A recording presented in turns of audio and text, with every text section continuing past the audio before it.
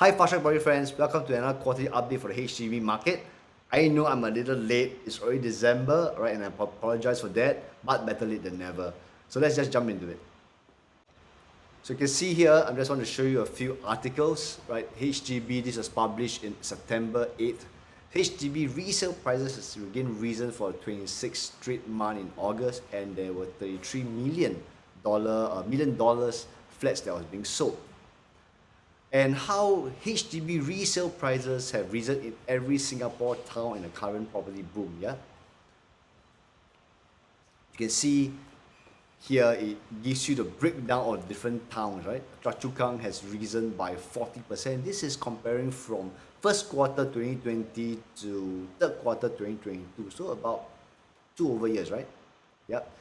40% here, right, all the way to the lowest it seems is Queenstown at only 4.9%. And guys, this is just the medium resale price, right? It is not the actual, or rather, this data doesn't give you the separation between the new properties and the old properties, right? This is a better breakdown for you. This was published in November 16. All these articles is under my resources in the comment in the description, so you can pull out and read it for your own leisure. So recently, MOP HDB has sold double of its BTO price. Let's just take a look. This is at Yishun. Can you see a 2-room HDB flat that was purchased, right, was about 94,000 to 118,000 has been sold, right, for $328,000. This gives you a 200% returns on your money. Yeah. A 4-room flat is about 100%. Yep, they bought it for around 278 to 328, and the market commanded about $580,000. So this is really good value, isn't it? If you go over the Punggol area, Sumang area, again another 2-bedroom, right? Who says cannot buy 2-bedroom, isn't it? 2-bedroom fetch them about 170% returns. Yeah. A 3-bedroom, 170% returns to a cool $200,000 of profits. All right, and then the last article in October, here this tells you that the resale price has gone up 2.4%, and it may dip in coming months after the cooling measures. Cooling measures was announced on 30th of September. So now, this is just to give you a rundown, or rather a breakdown of what we are experiencing quarter to quarter. For year 2020, we have increased by 4.9%, and this is for the PPI, right? In 2021, it's a 12.3%, and today we are at 168.1.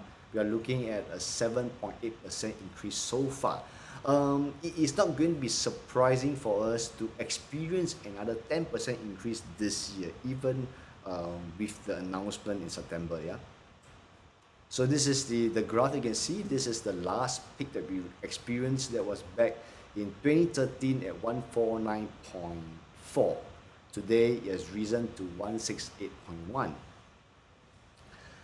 And if you see this, right, you can then just see how worrying it is. That it seems to be an unstoppable force, or the HDB prices just keeps going up. Let's take a look at the transaction volume. This was done back in 2021, 2022, right? You can see the breakdown here for the different categories of HDB properties. And this is the total value. Back in 2021, we did 21,000. I think that was one of the best years, right? So many transactions last year. This year, we have already experienced for these 3 quarters 23,000 transactions, and my expectation remains the same, with volume to be in excess of 28,000.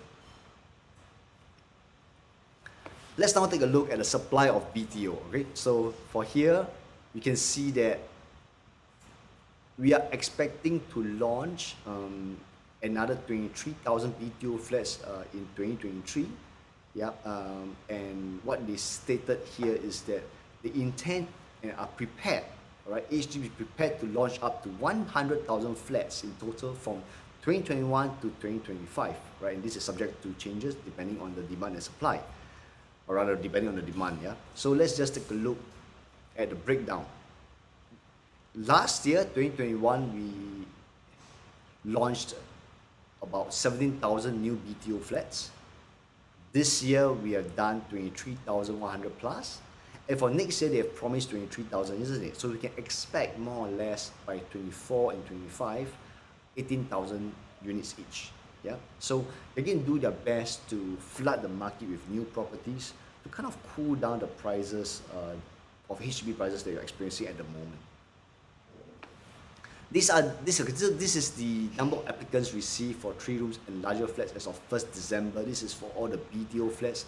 I just want to narrow you into these few columns. One is the number of units available for the different towns and estates of Singapore, the number of applicants, all right, and then next one will be here, the second timers. Yeah, you can see that the second timers, the application rate is rather high. Punggol area, talking about 490. Yeah. Next one, Sengkang, all right, 4-room flat again. It's a hot favorite, isn't it? 50. You have Woodlands, all right, 4-room and 5-room at 198 and 296. So the second timers are really coming in force. Yeah. For the mature estates, we have Geylang, again 4-room flats, right? Kallang Whampoa, 4-room flats. And in total, you can see, as of 1st December, there are only 732 units available for the taking, but we had an application of 19,000 units, or rather 19,000 household, right? And for the second timers, again here in Tampines and in Toa Payoh, is a very huge rate of 160 and 336. Yeah? What about the supply for the non-BTO buyers?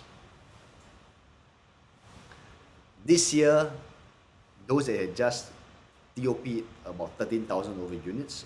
As of next year, we're only looking at a smaller number of 7,755 units available. These are the breakdown. You can pull this data out from HDB Property, right? You know, again, that's what I always say in the past, right? Go into the particular cluster that you are looking for to buy, so you know that when it's going to MOP estimated, and you're able to hunt or you can engage and tell your agent where you want to look for in the area. So what are we facing with at the moment? Because of the climbing HDB prices, right, there was the introduction of the 30th of September HDB cooling measure. I call it HDB cooling measure because it was predominantly really targeting an HDB market, right?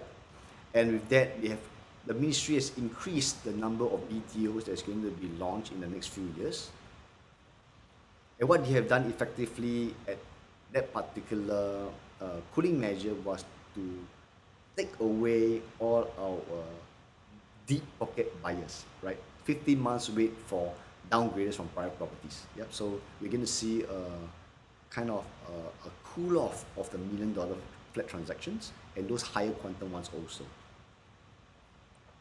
There are also many applying for second BTOs, right? So I think you can see from the previous graphs that I showed you earlier, or the charts that I showed you earlier, it seems that buying a BTO is a sure lottery ticket, right? You sure make money one, right? Such a huge amount that you are able to make. So why not try again? It doesn't really matter you pay the levy for it, isn't it? And HDB prices should start to correct, right? So what you're going to look at of now is basically what is an estimate I could gather from the various websites. Some of it I couldn't find, but this tells you what is the BTO supply in the past, at least for the past decade, more than 1 decade actually, from 2010. 2010 is about 16,000 plus minus BTOs are introduced into the market, and then it jumped to 25,000. Well, this was one of the biggest launch, I think, back in 2012 of 27,000 units. And then you have in 2013 at 25,000, and it started to drop. It put down to 19,000, 15,000, 70,000, and it was like that all the way till 2021, and then again it jumped up, right? So now, let's take a look. I'm going to just overlay this with the PPI, yeah? So the PPI is what we've seen in terms of the increase or the decrease quarter to quarter on year. This is year on year, right? So in 2010, is where we've experienced a huge increase in property price for the HDB sector of 13.4%. The next year it was 10.3%, 6.4%, and finally it dropped, right? So you can see that was where they started to taper down the supply. Yep. I think it was back then end of 2013, right? End of 2013, that the Minister for National Development at the time mentioned that they wanted to kind of taper off the BTO supply from 2014. And from here you can see that this is the year in 2013 where they experienced a negative pricing, right? So it seems that we should be expecting a negative quarter on quarter or year on year for the Ministry of HDB to consider it as a balanced supply and demand, right? And also from here, you can see that it took 3 years, right? 3 years, 1, 2, 3, for prices to kind of cool off. Right? And during that period, again, there was a huge supply of BTOs, number one. Number two, there was the introduction of the MSI, isn't it? If you can still remember, the MSI was also another one was also used to cool off the market. And from there, you can see if many of you are looking for buying a second BTO, right? I would like you to be a bit cautious, right? Do not use today's pricing as a gauge, right? Instead, I think it's best for you to lower the expectation of 20% at least, right? Because if you work back to the past, for example, in 2012, if you bought a BTO at the time, right, thinking the market's going to be great and rosy, by the time when you get your property back, rather when you took your keys in 2015 at the time, I think the building was about 3 years plus minus. 2015, you can see that there is going to be a very different pricing in 2012 and 2015 for your property, right? So I don't want you to be just being shocked when you get your keys and it's not what you're expecting after you factor in the levy and all, yeah? And today, I will also suggest that we are already experiencing a slowdown in inquiries in the resale market, and those units that me and my team did receive offers are actually lower than what we could gather last time. And therefore, I would advise that for those of you who have your units in the market now, if you have any decent offers that you receive, please accept, right? Because we're in December. In January, the statistics are going to be released to the public. And once it's in the public, the buyers are going to react differently, right? Because now it's public news, yeah? So I think today you can trust that, in my opinion, the ministry will do whatever it takes to bring down the PPR of HDB.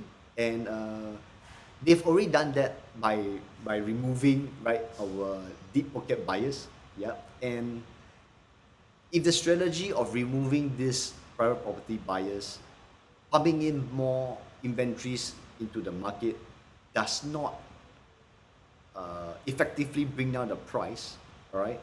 I personally hope it does, because I think the next possible measures they could introduce, right, if this is not effective, could be this. Couples, all right, essential occupiers considered as owners, right? So what do I mean by this? A lot of us on the ground has been advising customers that, hey, if you wanted to upgrade and you do not have to come up with an ABSD, why not just buy off a property and putting as one owner first, one occupier, and 5 years later the occupier can then buy a private property, and then you can move your private property and rent out your HDB property, right? So that was one of the strategies that we actually used. And with that in mind, I think HDB could say that now if you are also an essential occupier, you're buying a private property, I'll consider you as a second owner now, or rather a second property owner. This is not going to make sense to you now, hearing it from me, right? But I could say the same, it didn't make sense at the time for a 15-month wait out period for downgraders, all right? Right, so this is what I think could happen. And the next thing that I'm worried that it might happen, right, would be the reintroduction actually, where if you own a private property and an HDB property, you are then only allowed to rent out your private property and you have to live in an HDB property, because the main fundamentals for HDB is for own stay, right? And this was what it was in the past, I think prior to 2005 or 2006, can't remember, right? That was how it was. If you purchase a private property, we were living in an HDB and renting out our private property, right? After that, when they changed the rules, people started to buy private property and started to rent out the HDB properties, yeah? And if this rule is being introduced, all right, you can imagine there is going to be an immediate surge in resale supply. Yep. Either because they're going to just sell off their HDB property, they cannot hold on to both already in a way, right? Or some of people might actually move in to the HDB property and rent out their private property. But this is going to be a game changer if it does.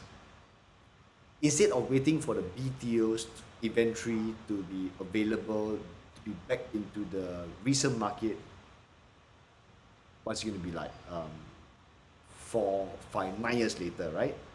This is going to have an immediate impact. Alright, you guys, this is my view and opinion on what I think could happen in the market. Let me know in the comment section below if you agree or disagree, or what else you think could be introduced into the market. Yep. If not, then thank you all for watching and speak to all of you soon.